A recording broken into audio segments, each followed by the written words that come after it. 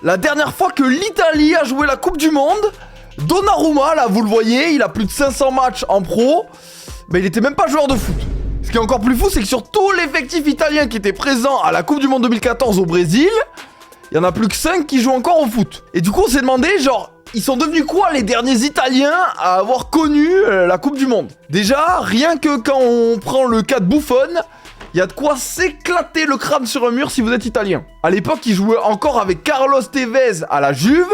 Et puis aujourd'hui, c'est son fils qui est footballeur professionnel, Louis Buffon. Et hasard ou pas, il représente la République tchèque, qui, elle, ira à la Coupe du Monde, pas l'Italie. Côté défense, on avait ce qui se faisait de mieux au monde, hein, le mur le plus solide de la planète devant celui de Jack dans Inazuma Eleven. Bien sûr, on parle de la triplette Bonucci, Barzagli, Chiellini. Hein. Alors Barzagli, entre deux publicités parce qu'il est égérie pour une marque de tondeuse à barbe, et ben il joue au paddle, comme à peu près la moitié de l'effectif de l'époque. Pour ce qui est de Giorgio Chiellini, lui, il est partout. On n'en peut plus. Il a lancé une start-up dans la finance, il mène des actions sociales, il a porté la flamme aux Jeux Olympiques il y a pas longtemps. Et puis Bonucci, on fait pas très original puisqu'il est dans le staff de Gennaro Gattuso, qui s'est donc fait éliminer hier soir. Un nom qui me rappelle tellement de souvenirs sur FIFA, Claudio Marchisio.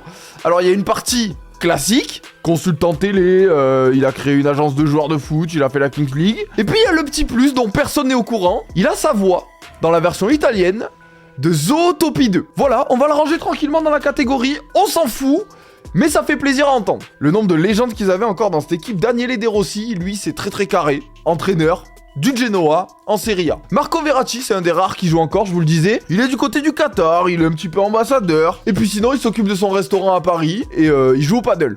Un de plus. Andrea Pirlo, je sais pas vous, lui, depuis l'expérience à la Juve, j'en ai plus entendu parler, pourtant il est toujours entraîneur, mais pas vraiment dans le même contexte, puisqu'il est à Dubaï. Il a l'air de se la couler douce. L'attaque, à l'époque, on avait du Balotelli, du Immobilier, qui jouent toujours tous les deux. L'un était aux Émirats Arabes Unis, l'autre au Paris FC, en Ligue 1. Et puis on va terminer par un cas qui finalement symbolise très bien le fait que l'Italie, elle date vraiment, Lorenzo Insigne. En 2014, Insigne, ça fait pas très longtemps qu'il est parti du Delfino Pescara, le club qu'il a un petit peu révélé et qui lui a permis de revenir à Naples. Ben aujourd'hui, Lorenzo Insigne, c'est un ancien, 34 ans, et il a décidé de revenir au Delfino Pescara pour finir sa carrière.